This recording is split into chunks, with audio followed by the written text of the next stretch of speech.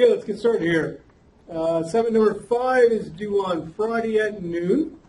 We will continue in the regression section here today. Please note that I am using now the newest version of 10, given my problems with the last time that I taught. I decided to go ahead and go for it and upgrade. So now I have upgraded. Are there any questions before we begin here? Okay, so we left off in the notes about page 19. So we were talking about how R is often referred to as an object-oriented language.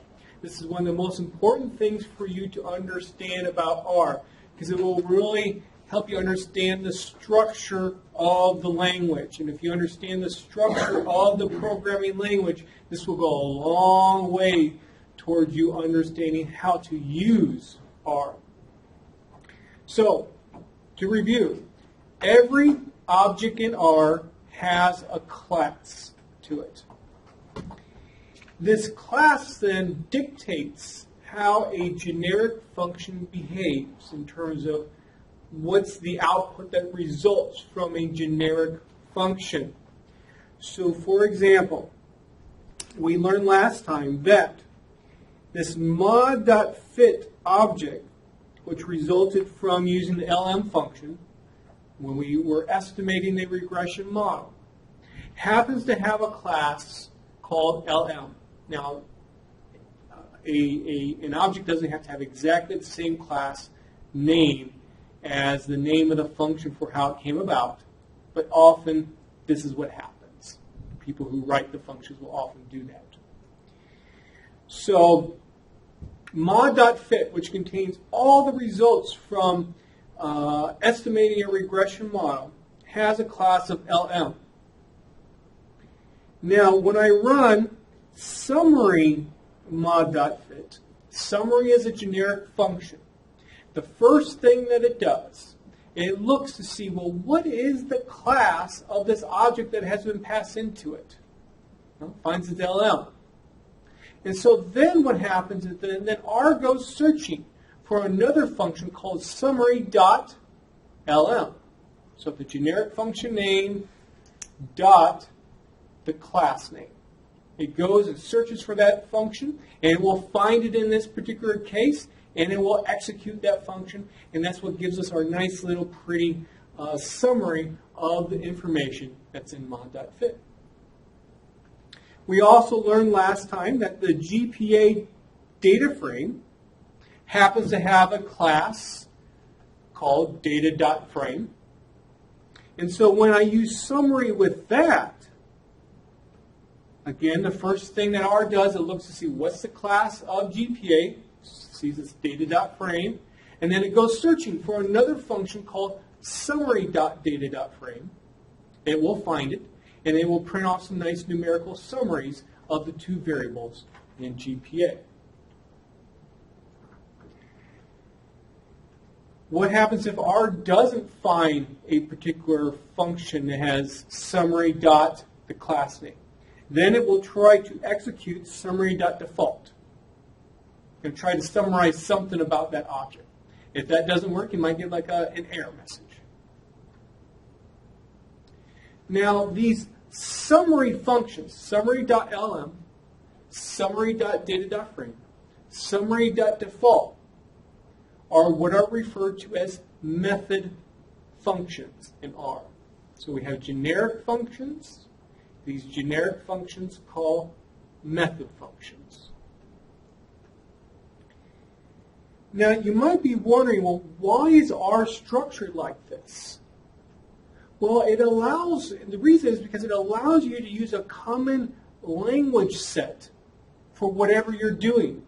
If you are, let's say, estimating a linear regression model, or if you're estimating a logist regression model, or if you're estimating a nonlinear regression model, or if you're estimating a regression tree, or if you're estimating a Cox proportional hazards model.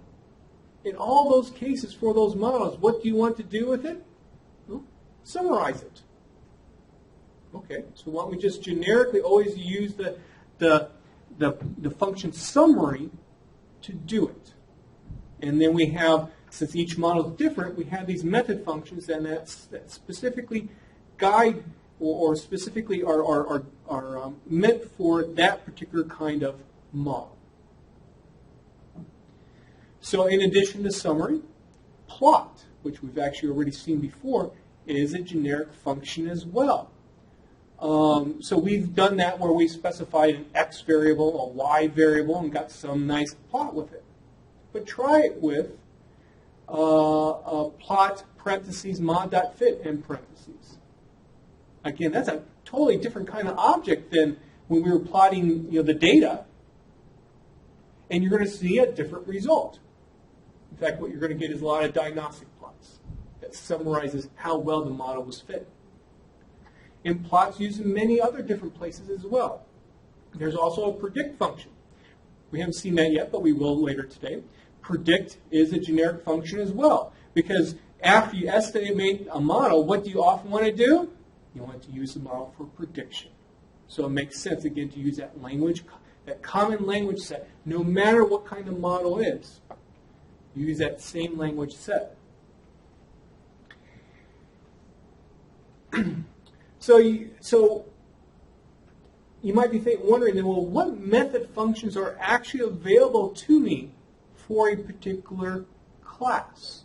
Well, you can easily check that out. Use the methods function itself. So, for example, if I say methods class equal LM, I get all the method functions that are available to me, such as summary.lm, such as plot.lm, such as predict.lm. You can see there's quite a few functions there. So, for example, well, let me ask you this. What do you think log.lick.lm does?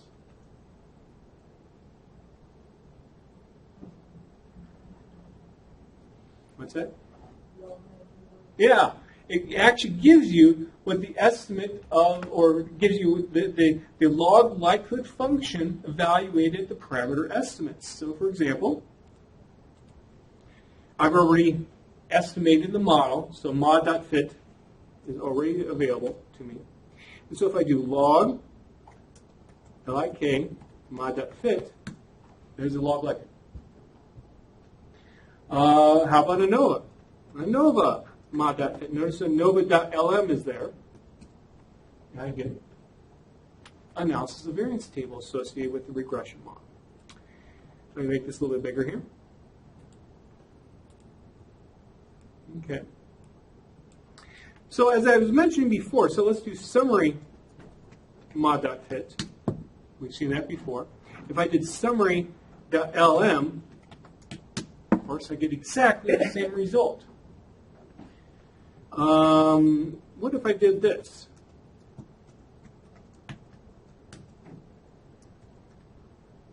If I can type. Oh, come on, fingers. Oh, what happened? Error, cannot find function. Let's look back here.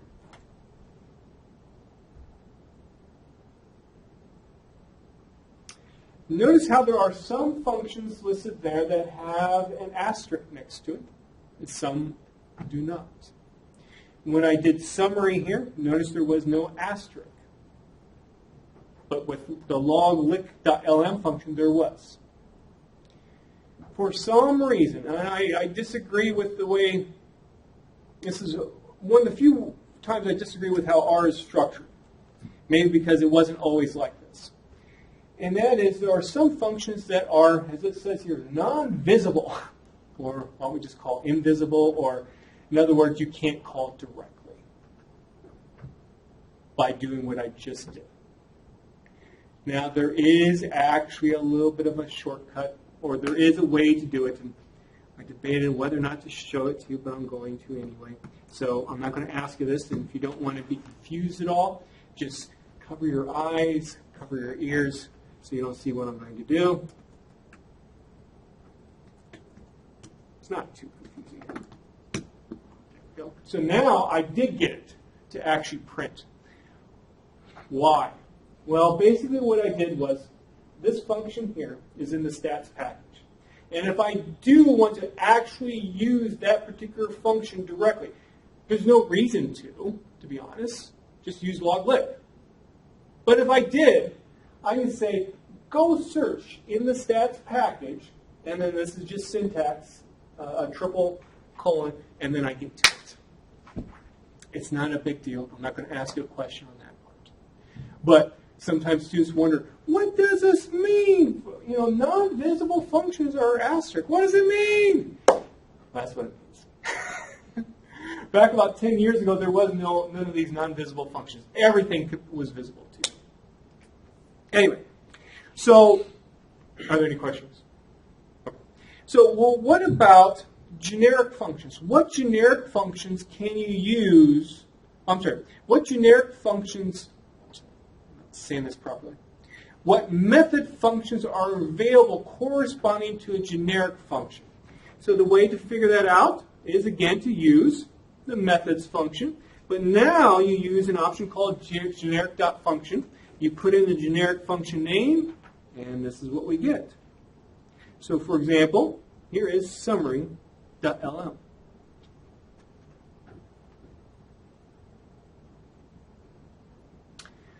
So, again, understanding why R is called an object-oriented language, corresponding to generic functions and method functions, is very, very important.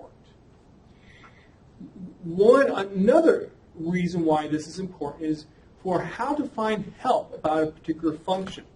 So, at a command prompt here, how could I find help for summary? What would I need to type? I'm sorry, what?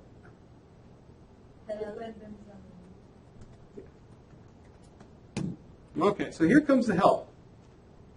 So notice one of the things it says, summary is a generic function. And just to save time here, I will tell you that it really doesn't give you a whole lot of good details about it. Why? Because this isn't really the main function that's going to, let's say, summarize mod.fit or summarize data.frame or summarize GPA, excuse me.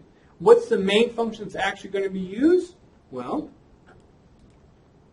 do a help for summary.lm. And now you get a lot more better description about how summary is going to behave when it encounters an object of class LM. So you have a nice set of, well, here are the corresponding arguments. They're nicely all listed there. The values in terms of what is actually returned to is actually given too. The summary function alone did not give you that. At least it basically says, well, it's dependent upon, well, what kind of class your object is. So to find help for a particular function that corresponds to, that is a generic function, look up the help for the method function. That's going to be a lot more descriptive for you. Okay, so page 21 and 22, I give you some examples of using these generic functions. So, for example, VCOV, what do you think that finds? The variance-covariance matrix, exactly. Confidence, that's too easy. Finds confidence intervals associated with your, say, your betas from your model. The AIC, Akeiki's information criteria. Residuals, it finds the residuals. How about R student? What do you think that gives you? The studentized residuals. Okay? Okay, let's move on.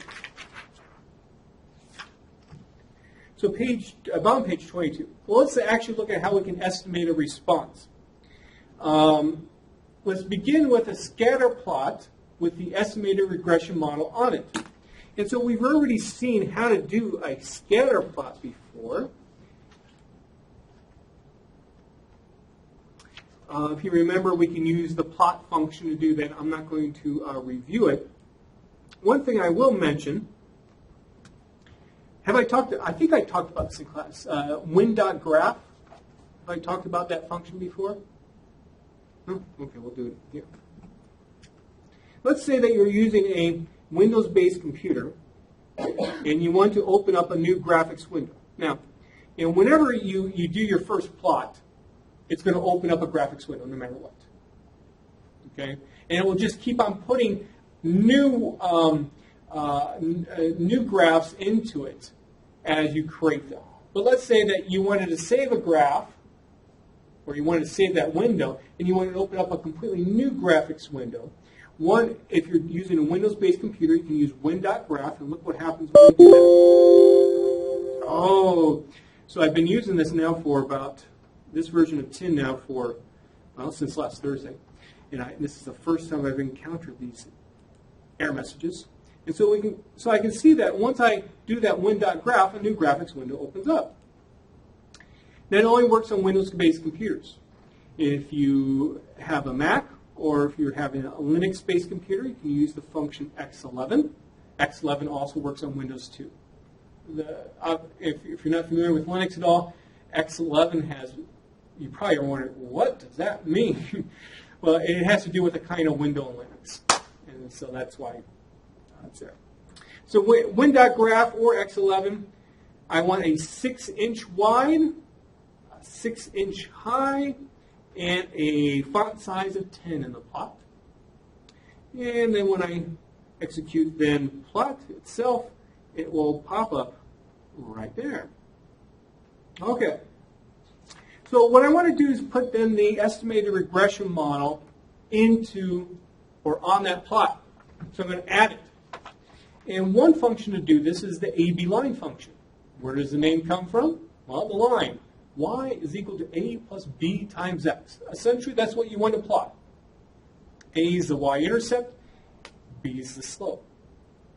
So, AB line, A, what's my y-intercept for my regression model?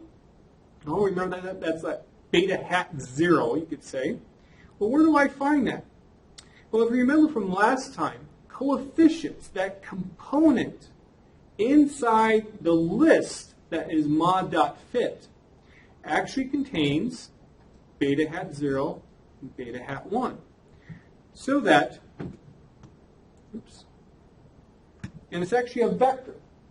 If I want to access the first element of that vector, I do mod.fit $coefficients 1. If I want to access the second one, I do 2. If I want to access the third one, well, not available because it only has 2 elements. So with that, then, I can specify for A to be the first element, B to be that second element. For my line type, let's make it solid, color the line blue, and just so it stands out nicely, how about a line width of 2? And there we go. There's the estimated regression model. Now, what's a problem with what's actually being displayed on this plot? You might have did this in the SAS section as well. What's a problem with how I'm displaying this line? I'm extrapolating beyond the range of my x's. That's a big no-no. Because who knows what's actually going to happen once you get outside of the range of your high school GPAs. So what I like to be able to do is start at my smallest high school GPA and end at my largest high school GPA. Well, to do that, there's a few different functions you can use. My favorite one is called curve. Curve allows you to simply draw any kind of curve or even a straight line on a plot. To help let you see how this works, and this is actually corresponds to what I have on page 25, let's use curve outside of using a regression model. So let's say I want to draw the equation y is equal to x squared on a plot. So what I can do is I can use curve where the first argument's EXPR for expression. What expression do I want to draw? I want to draw y is equal to x squared. So all I need to do is actually put in there x squared.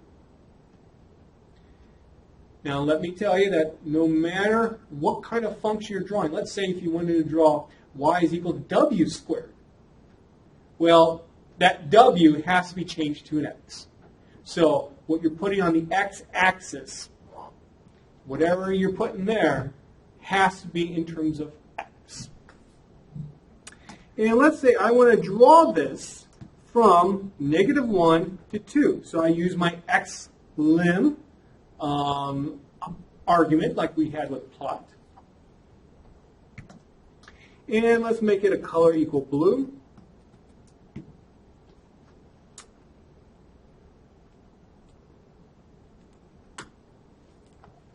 And there's my plot.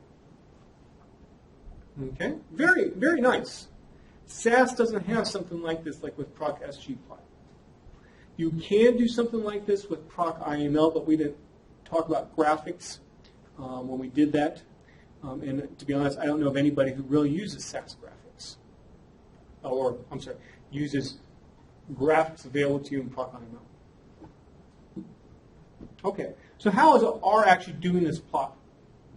Well, simply what it does, it by default puts in 101 possible values of x, from the smallest value that you indicate to the largest one. They're equally spaced, and simply draws lines to connect each XY pair that results from it. So, for example, let's see if I do that exact same code, and the argument for the number of points to evaluate it as n. Suppose I just use 5 instead and look at the result. You can see now it's a lot choppier. 101 often works very, very well. There are some functions that you will draw, depending upon how many curves are in it, that you might need to use more.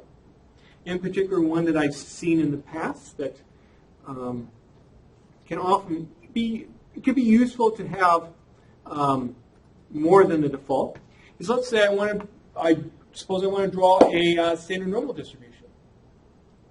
So if you remember, the function dnorm gives you the density value, in other words, like f of x, for a normal distribution. So I'm going to do it like this.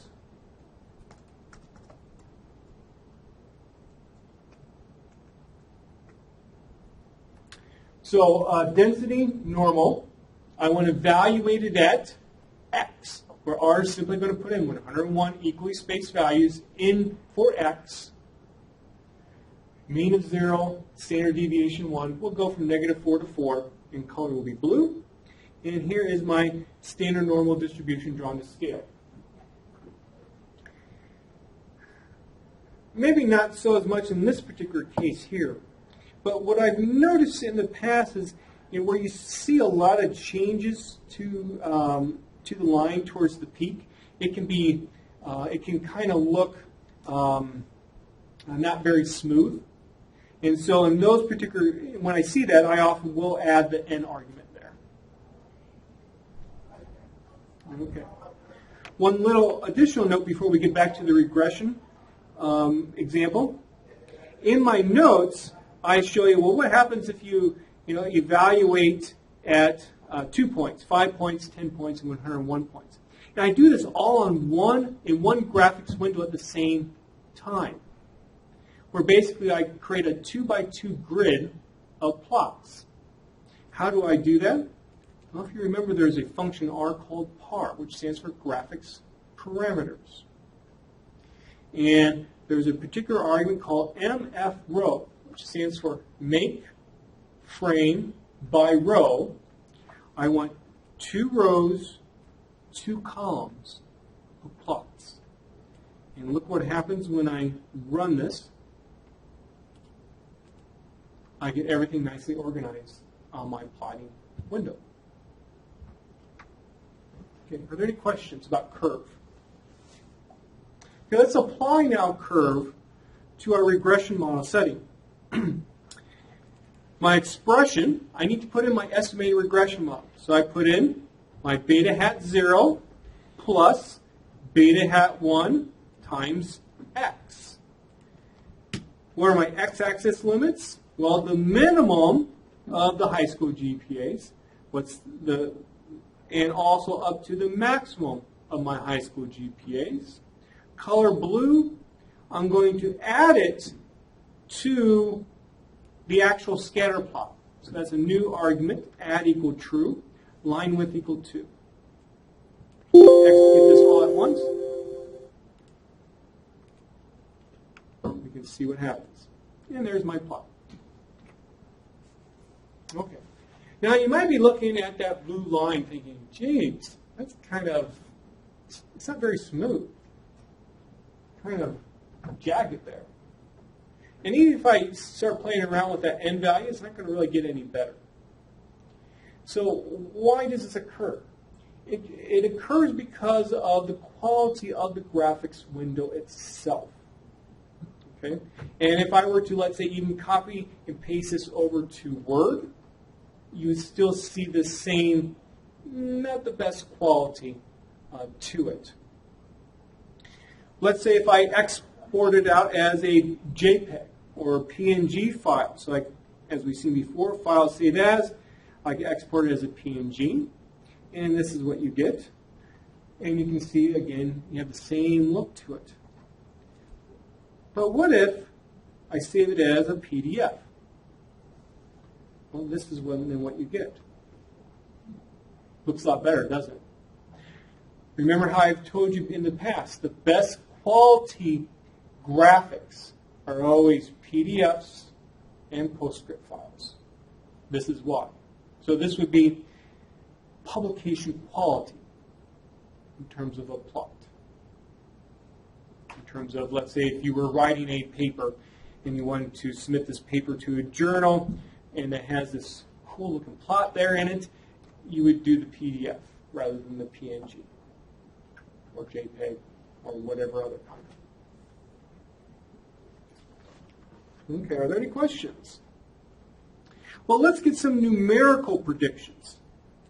So we can see it on a plot, but what if we actually find, well, what's the y hat, the exact value of y hat for a particular x?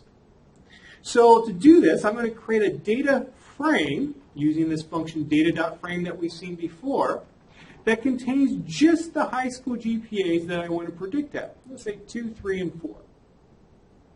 So I put that into an object called pred.data, for lack of a better name. And just to prove it to you, indeed, there's the data frame.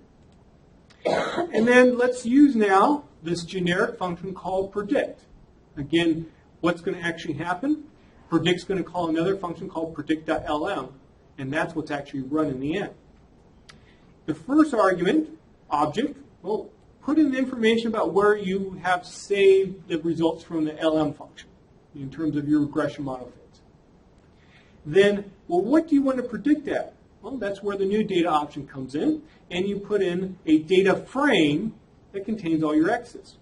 And so if I run that code, you can see there's my predictions. So when x is equal to 2, y hat is 2.31. Now another way that I could do this, just to make sure this is clear, that saves you one step. You know, let's say that I don't really need to remember what that data frame is. What you can do is actually put the data frame information directly into predict. So essentially you're embedding the running of one function within the running of another function. This is perfectly fine. In fact, we've actually done it a few times. Like, for example, if you remember the grid function to do grid lines on a plot. And so if I execute then this, oops, there we go. Of course, you can save the results from one of these functions too. So perhaps I do something like this, save dot fit, type save dot fit again. There I've saved my results. Let's say I want to just access that first element in save.fit. What would be the code to do that? Save.fit, bracket 1 bracket. Yep. Why? Because this is just simply a vector. Okay. Well, let's add some stuff to using predict. So not only am I going to put mod.fit there, not only am I going to put the x's that I want to predict at, but I'm going to add an argument se.fit, which stands for standard error fit. In other words, the square root of the estimated variance of y hat. Also, I'm going to add interval, Meaning I want confidence intervals for the expected value of y, and at what level? 0.95. Okay, let's run this. And there we go. Let me go on over here to my notes so I can write on it nicely. There we go. So here is y hat. This is the confidence interval for the expected value of y when x is equal to 2. So 95% confidence interval. Here, for example, is the square root of the estimated variance of y hat. We have degrees of freedom that will be used with the t-distribution, if you remember that corresponding formula for the confidence interval. And also the residual dot scale, that is the square root of MSE. Square arrow. So what kind of object now did predict return to us? Is it a vector, like what we had before? No. What kind of object is this?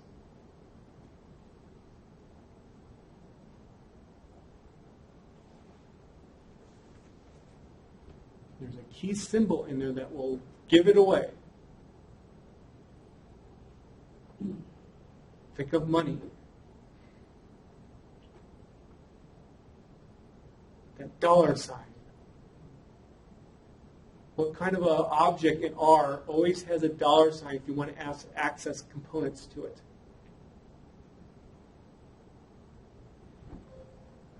Data frame? Close. The data frame is a special case of a list. Exactly. So this is what's returned to you in this case is a list. And so if I wanted to, I could also do something like this. Oh, we'll just say save.fit gets the results from that.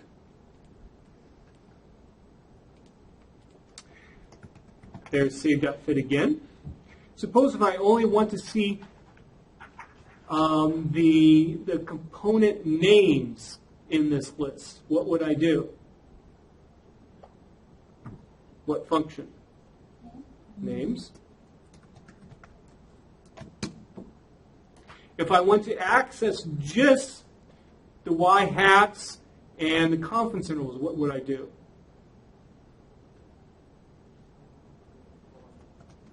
Save.fit, $sign fit. Okay.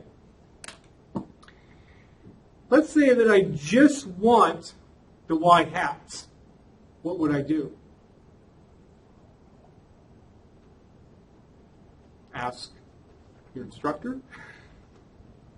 Save.fit, $sign fit, and then the matrix notation for that first column. Exactly. Now, I don't think it's necessarily totally clear to do that. So what you could do is this. Find out what the class is of what's there. It's a matrix. We have not seen matrices before, but similar to data frames, you can access elements of a matrix in the same way as you might expect. So let's say if I want the 1-1 element. There you go. Now you might be wondering, well, if it's a matrix, why do I see these names up there? You know, why can't I just do, maybe think of it as a data frame. Well, with matrices, you can't do that same kind of syntax because a matrix is not a list. So again, let's review here. Save.fit is a list. It has about 5 different components. One of them is fit. Each of those components can be any kind of, let's say, data type that it wants to be. It can be a vector. It can be a matrix. It could be a data frame. How do you figure that out? The class function. Okay? These are important concepts to understand. If you get these general concepts, applying them to other settings is going to be it's going to be that easy. Okay, let's see here. So now let's combine the use of the predict function, because it gives us our y-hats, with the curve function.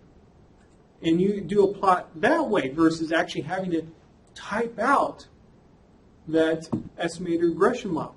So the first thing I'm going to do is create my scatter plot once again. And so here's my scatter plot. Now the next thing I want to do is add that estimated regression model to it. I'm going to do it with curve. My expression this time now is I'm going to just get the y-hats out of predict. So I'm going to say predict, object equal mod.fit, new data equal, notice how I put the data frame directly in here, but this time I'm not specifying specific high school GPAs. Instead I just say X. Because what R is going to do is put in 101 equally spaced values of X directly into that data frame. Next, we'll do color blue, add it to the current plot, line with 2. What's the minimum and maximum values of X? Well, they're right there. Now I'm going to do that. And there is my plot again. Let's do the same thing with confidence interval bands as well, because we know that predicted allows us to get the confidence intervals out. So how do I do that?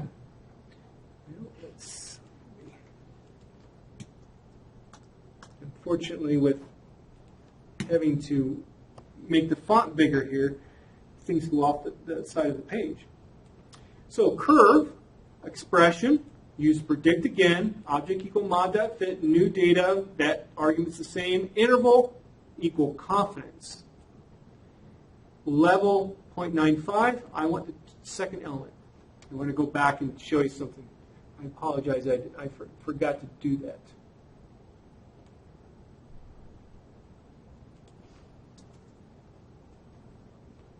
Okay. Before we had this, where I had sc.fit equal true. Oops. I'll just put a value of 2 in there, just as an example. Or actually, I want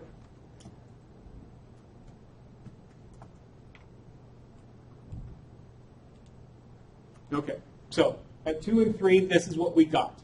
Now look what happens when I remove sc.fit equal true.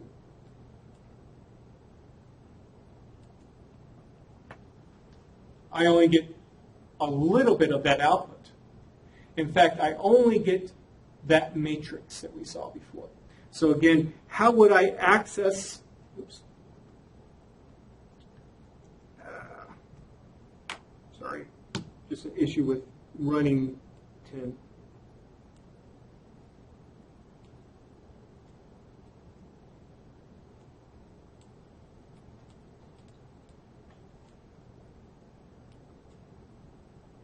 So then how do I access, there we go, just let's say that lower bound, well, bracket, comma, to end bracket, and there you go. I get that second column out. So because of that then, in my code here, since I didn't need all the extra stuff that sc.fit equal true gave me, that's why I chose to only, that's why I chose to take it out. Go with the default, which is sc.fit equal false. And basically run the exact same code otherwise.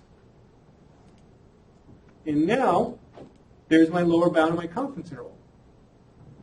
Do the same thing with the upper bound, but now I'm going to grab the third column, and there is my plot.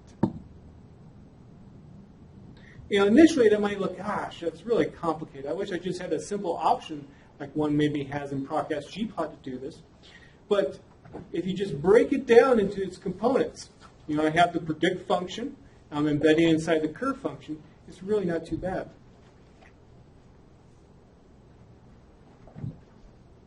Are there any questions? So you'll need to do a plot like this on the assignment. Okay. So that takes us to page 29.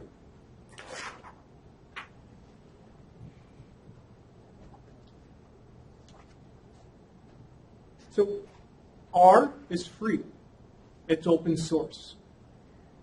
You can actually take a look at the exact code that's used to create the,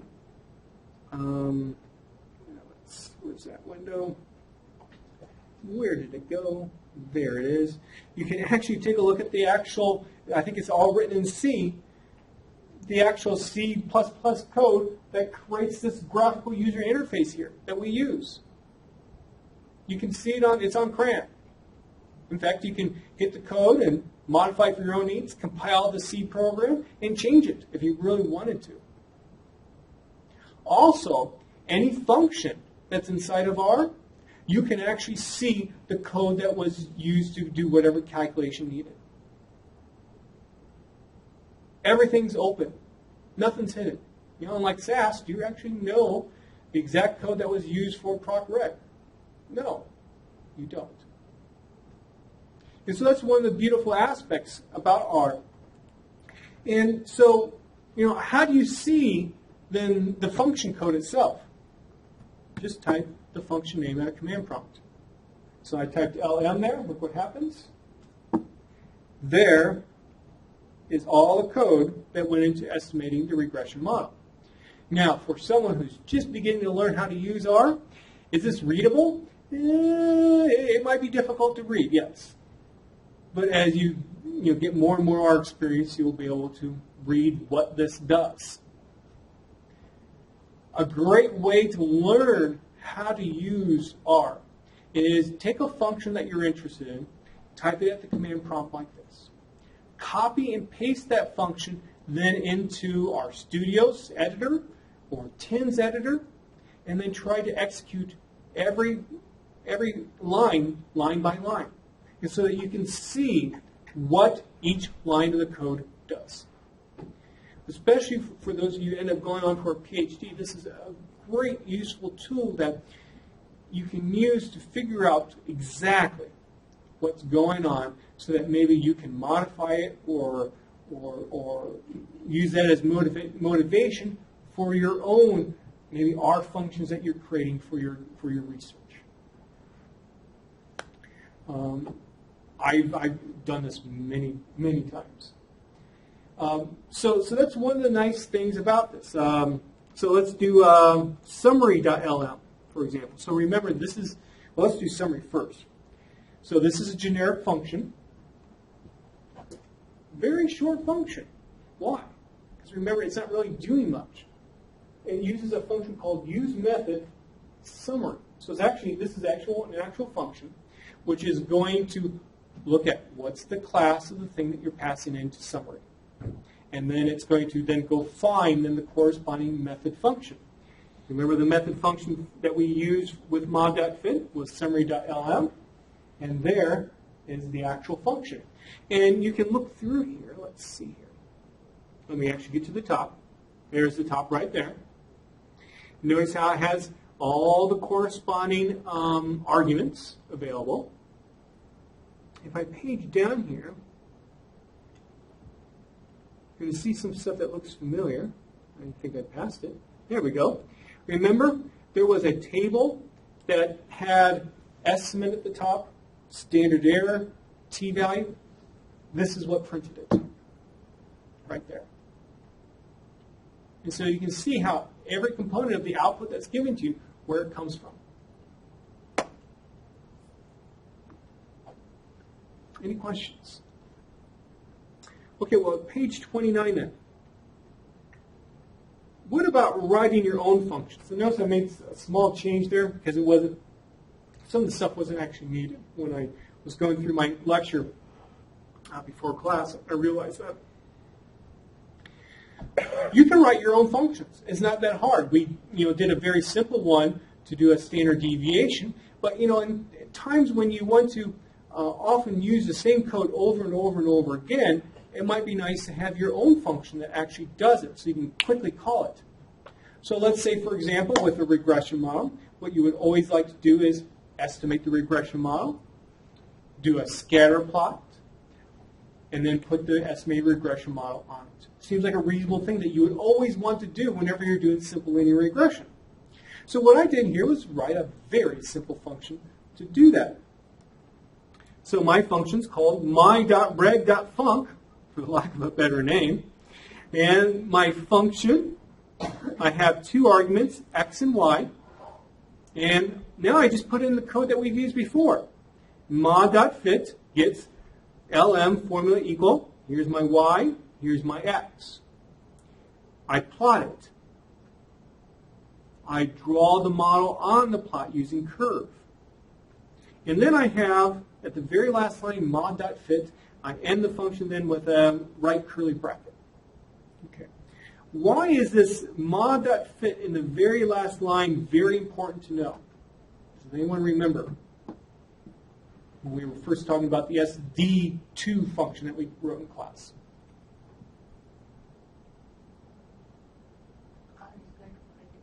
Excuse me? That is an answer. Kind of, yes. I'm looking for something else.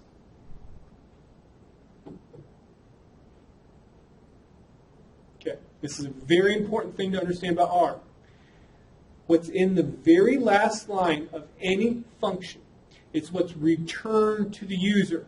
And yes, it will be printed. But what's important is that, let me actually run it. Well, at least it will be partially printed. I should preface it with that. So let me actually run it. I'm going to put the results in the save.it.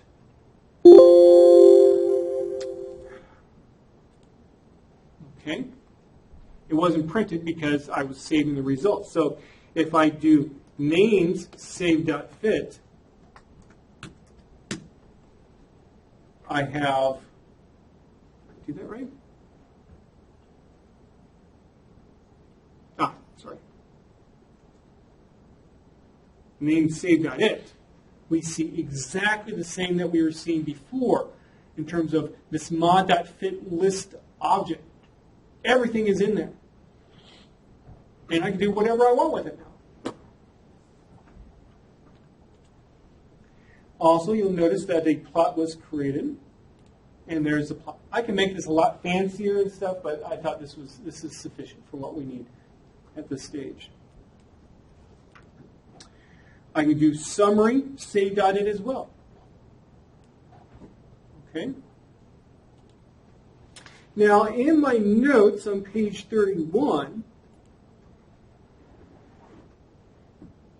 I talk about another example that I would like you to look at. For my Stat 870 course, Stat 870 is a full semester of regression analysis.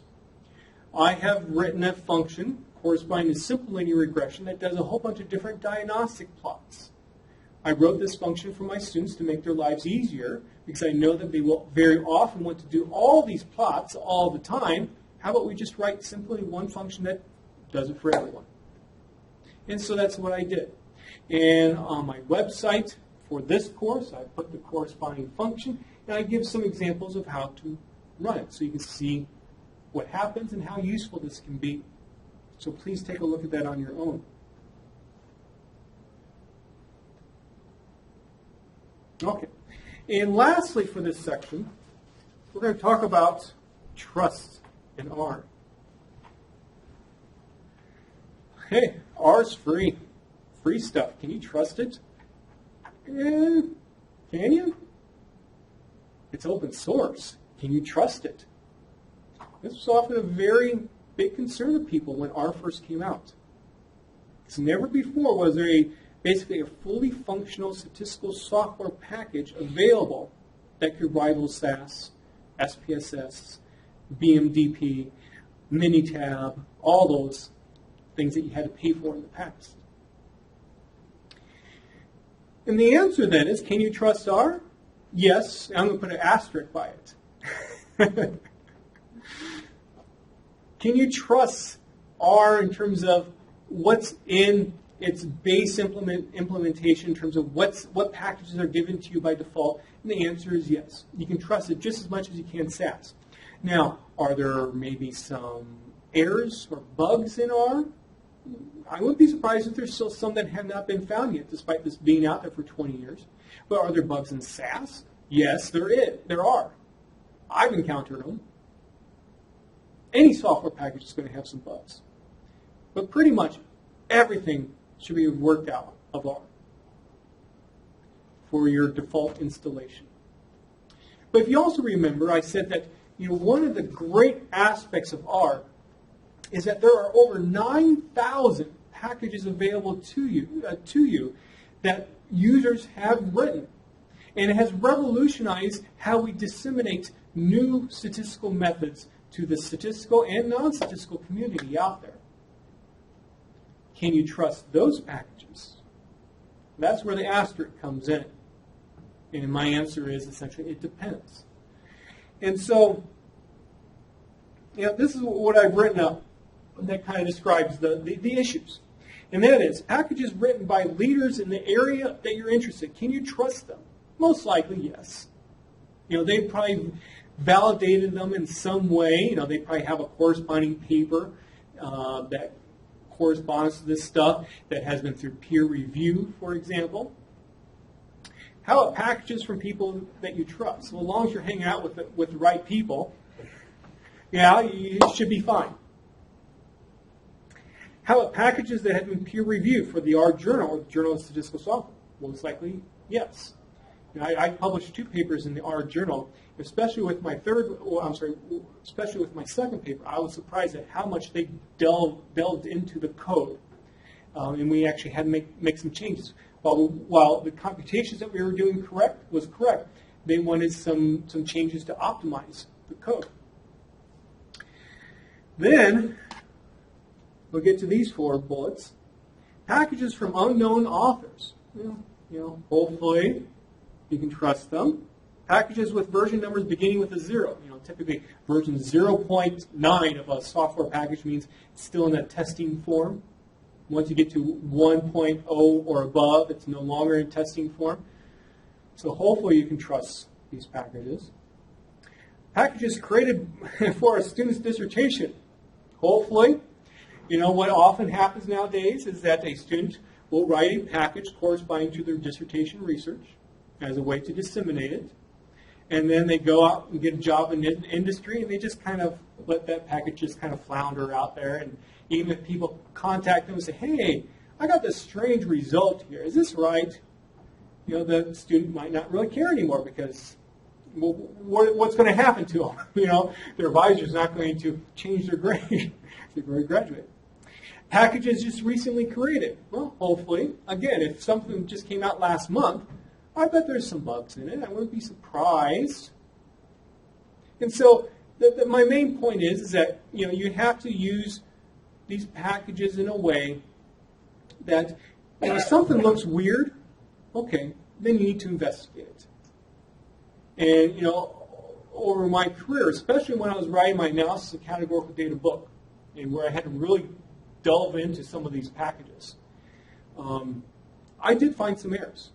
And what did I do? I contacted the person who had wrote the package, and I asked them, is this right? Here's my results. And here's some other code that I used to try to verify what you did was right, and I got something different. And, they said, oh, okay, sorry. I didn't get that right, and then they made the corresponding changes to the package. So, again, use packages just with a little bit of understanding that you've got to be just a little bit careful if it's something that you're downloading. It's not necessarily surprising. Okay, that's it for this section. Are there any questions? Okay, that's it for today.